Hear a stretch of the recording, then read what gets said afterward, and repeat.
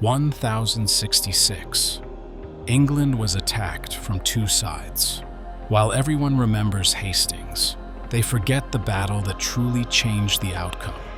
Before the Normans conquered England, the last great Viking army arrived with a terrifying mission: to seize the English throne.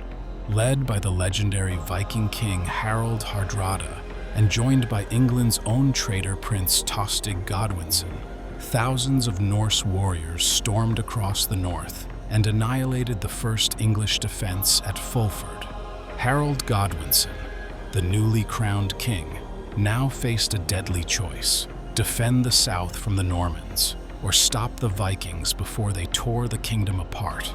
He chose to march 300 kilometers in just 9 days, a forced march so fast the Vikings never believed an English army could arrive. What happened next at a narrow wooden bridge was not just a battle, it was the brutal last stand of the Viking Age. This is the true story of how a few hundred Vikings held back an entire English army and almost changed history forever. The year 1066 kicked off with a death that plunged a kingdom into crisis. In January, King Edward the Confessor of England died without an heir. His reign had been long, but his final act created a power vacuum that three of the most formidable men in Europe were ready to fill. The first, and the man on the spot, was Harold Godwinson. As the Earl of Wessex, he was the most powerful nobleman in England, a skilled general, and a respected leader. The English council, the Witenagemot, saw him as the only one capable of holding the kingdom together and, just a day after Edward's death, crowned him King Harold II. Harold knew his crown wasn't secure. He immediately began preparing for an invasion, knowing that across the English Channel, another claimant was gathering his forces. That claimant was William, the Duke of Normandy. Known to his enemies as the Bastard, William was a ruthless and ambitious ruler who claimed the late King Edward had once promised him the throne.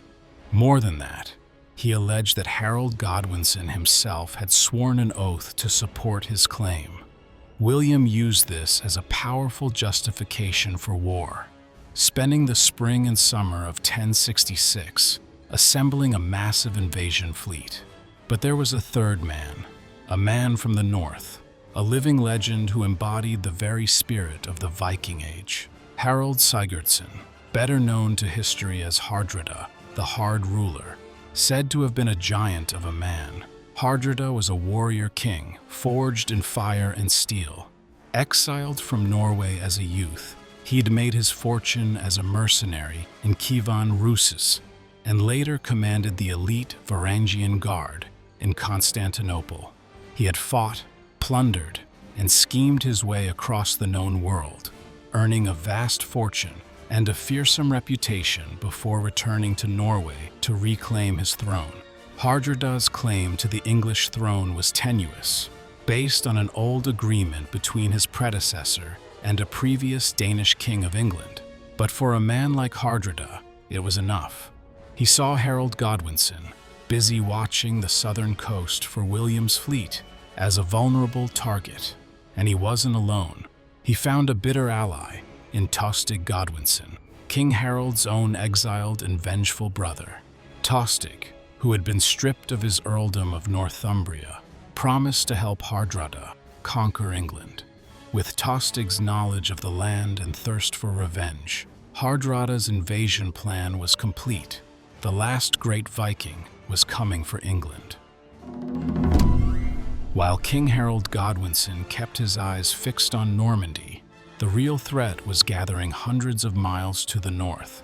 Throughout the summer, Harald Hardrada assembled a fleet the likes of which hadn't been seen in generations. A vast armada of around 300 ships answered his call, carrying an army that modern historians often estimate at perhaps 7,000 to 9,000 warriors.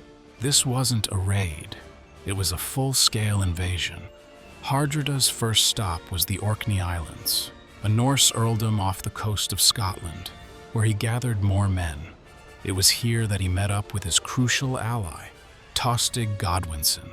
Tostig brought not just his own men, but also priceless intelligence about the geography and politics of northern England. His former earldom. In September 1066, the storm finally broke. The massive Viking fleet sailed up the River Humber and then into the River Ouse, striking deep into the heart of Yorkshire. Their target was the great northern capital, York.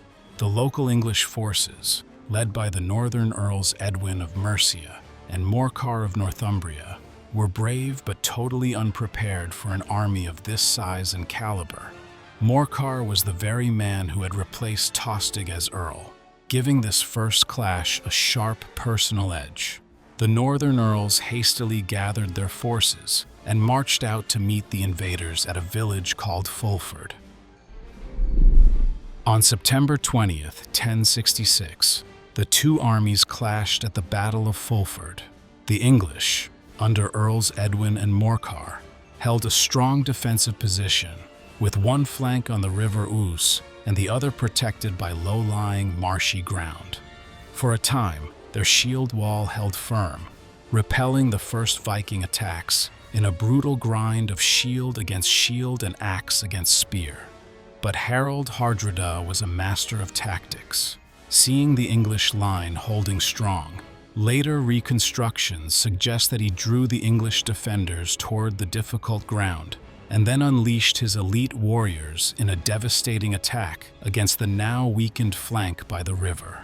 Led by the Norwegian king himself under his fearsome banner, the Land Waster, the Vikings shattered the English line. The shield wall collapsed into a chaotic rout. Many English soldiers were cut down as they fled, while others drowned in the river and marsh. The Battle of Fulford was a crushing defeat for the English, leaving the path to York wide open. The city of York, with its army broken, surrendered to Hardrada. The Viking king had won his first major victory.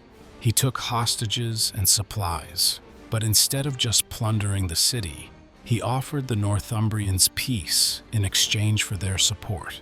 Feeling secure, Hardrada moved his army a few miles southeast to a place called Stamford Bridge on the River Derwent to await the delivery of more hostages. The Vikings, basking in the sun and their victory, were confident, relaxed, and utterly unaware that a furious English king was racing toward them at impossible speed. While Hardrada celebrated in the north, a messenger brought the disastrous news of the invasion to King Harold Godwinson in London. The timing couldn't have been worse. Harold's southern army had been disbanded just weeks earlier, on September 8th, as supplies had run low and the men were needed for the harvest. Faced with a terrible choice, Harold didn't hesitate. To leave Hardrada unchecked would be to surrender half his kingdom. In a decision that would become a military legend, he decided to march north and crush the Vikings himself. Harold immediately gathered his elite housecarls, a corps of roughly 2,000 to 3,000 professional warriors, and set off from the London area on a desperate forced march. What followed was an astonishing feat of speed and endurance. King Harold and his army covered roughly 185 miles, about 300 kilometers, to Yorkshire in around 9 days, leaving London in mid-September and arriving near Tadcaster by the 24th. This pace was still incredible for a marching army, a testament to the iron will of their king. This speed was Harold's greatest weapon. Hardrada and his Vikings had no idea an army could move that fast, and believed it would take weeks for a response. On September 25th, Harold's army marched through York to the cheers of the locals and continued east toward Stamford Bridge. The trap was set. The morning of September 25th, 1066, was unexpectedly warm. At Stamford Bridge, the victorious Viking army was in high spirits, camped on both sides of the River Derwent and waiting for hostages. The mood was relaxed, almost celebratory. The day was so mild that, according to many accounts, A large number of Vikings had left their heavy mail armor back with their ships, which were moored at Reykjavik, about 10 to 12 miles away. Confident that no English army was anywhere near, they saw no need to suffer in the heat wearing a heavy shirt of iron rings. So they rested, some bathing in the river, others enjoying the sun. It was a catastrophic miscalculation, born of overconfidence. Harald Hardrada, the veteran commander, hadn't sent out enough scouts. He had no idea that the ground beneath his feet was about to start trembling. The first sign of doom wasn't a war horn, but a glint of light in the distance, the flash of sun on polished steel. Soon, a great cloud of dust rose into the sky, kicked up by thousands of marching feet. From within that cloud emerged a terrifying sight. The banners of an English king. It was Harold Godwinson's army. For the Vikings on the west bank of the river, it must have been a moment of pure disbelief. Panic erupted. Scouts scrambled to raise the alarm, their shouts echoing across the river to the main Viking camp. Hardrada and Tostig were stunned. This was impossible. Yet here they were, a sea of spears and shields cresting the rise. Chaos engulfed the Viking camp as men frantically grabbed whatever weapons they could. The fatal decision to leave their armor at the ships was now a source of sickening dread. They would have to face a fully armored English army with little more than courage. The English, sensing the complete surprise they had achieved, swept down the slope and crashed into the unprepared Vikings on the west bank. The fight was short and brutal. The survivors fled, making a desperate fighting retreat back toward the one strategic point that could save them, the narrow wooden bridge over the River Derwent. As the routed Vikings streamed back across the bridge, the English housecarls surged after them. They knew if they could seize the crossing, the battle would be over in a massacre. The bridge was the key, and it was here that one man stepped forward and turned to face an army. According to the Anglo-Saxon chronicle tradition and later saga material, a single Viking warrior of immense size took his stand in the middle of the bridge, armed with a massive Dane axe. Alone, he blocked the path. The English, thousands strong, were brought to a halt by this solitary figure. The narrowness of the bridge meant they could only come at him, one or two at a time. And, in these stories, one by one, he cut them down. Legend holds that he single-handedly killed up to 40 Englishmen, his axe a blur of deadly motion. For what felt like an eternity, he held them back, buying his king precious time to organize a defense. But he couldn't hold out forever. Frustrated by the delay, the English resorted to cunning. One soldier, in the later tales, floated under the bridge in a small boat or barrel, unseen by the giant. He thrust his long spear up through the wooden planks, mortally wounding the Viking warrior from below. The giant staggered and collapsed. His heroic stand was over, but it hadn't been in vain. With a roar, the English army poured across the bridge to face the main Viking force, which was now ready for them. Having finally crossed the bridge, the English army prepared to charge the Viking shield wall. On the rising ground before them, thousands of warriors stood shoulder to shoulder, their round shields interlocked to create a solid barrier bristling with spears. Inside this fortress of shields were Harald Hardrada and his banner, the Land Waster.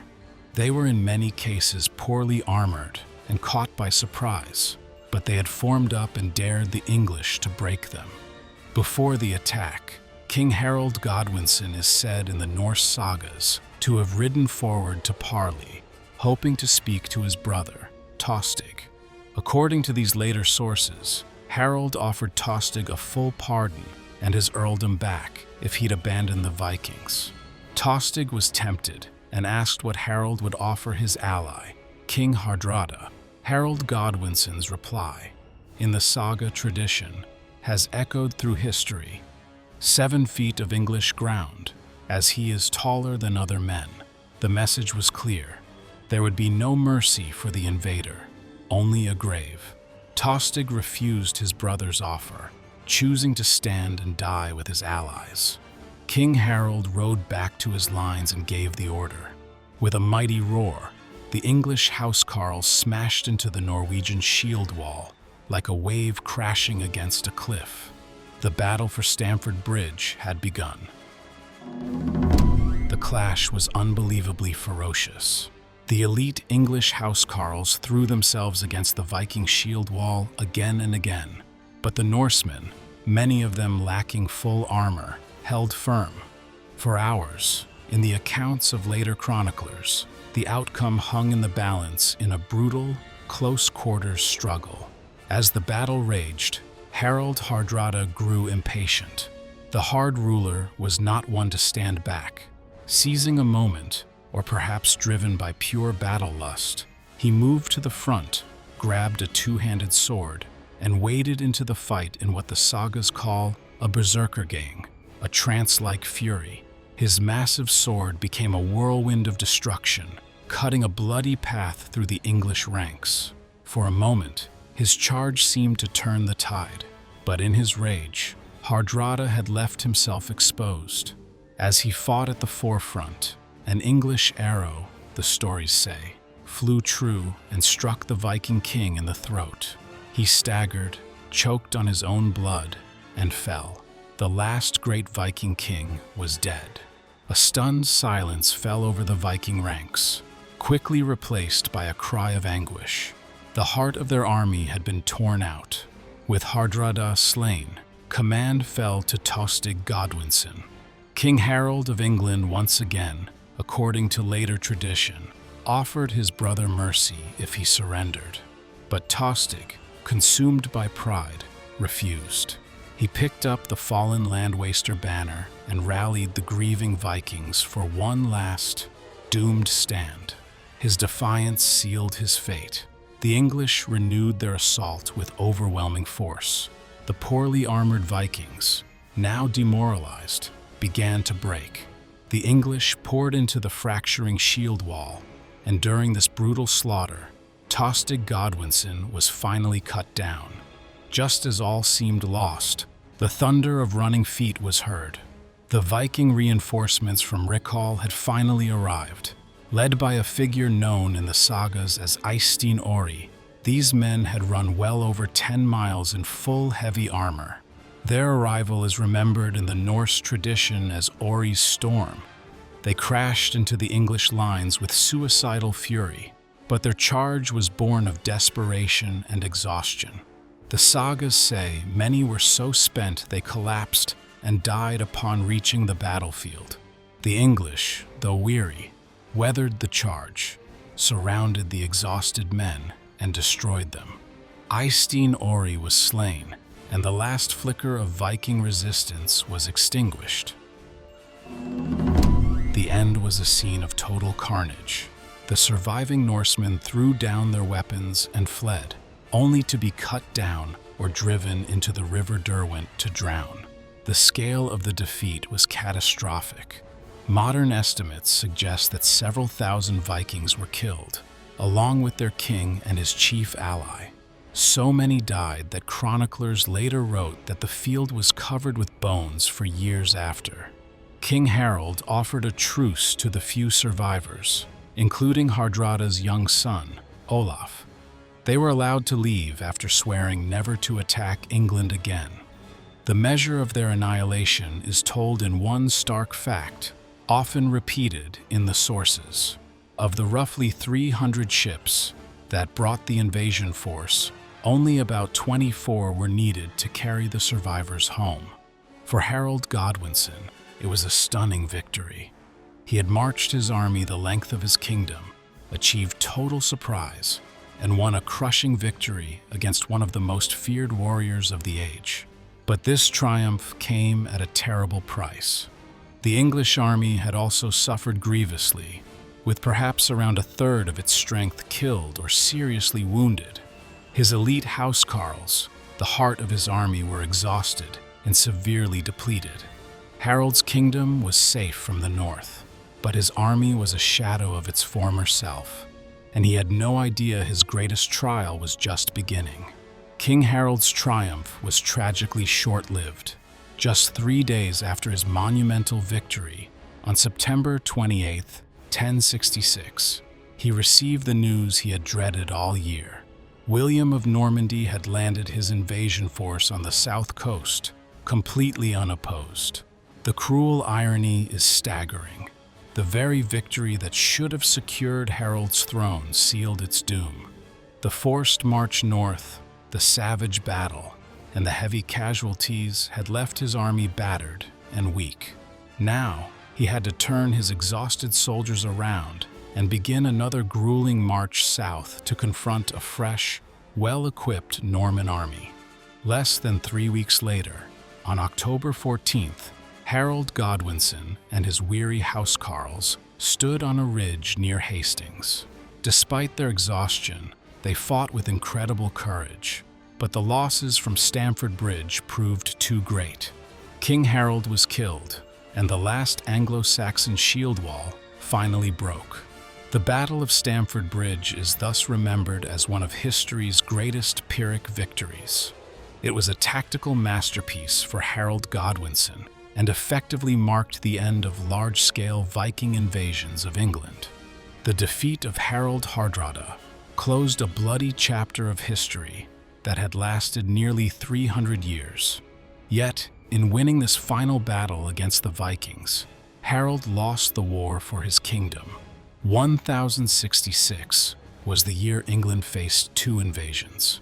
It repelled one with breathtaking brilliance, only to fall to the other, exhausted and broken. If you were fascinated by this story of heroic last stands and brutal medieval warfare, make sure to like and subscribe for more epic battles from history. And let us know in the comments, do you think Harold Godwinson could have defeated William at Hastings if he hadn't been forced to fight at Stamford Bridge just weeks before? We'd love to hear your thoughts. Thanks for watching.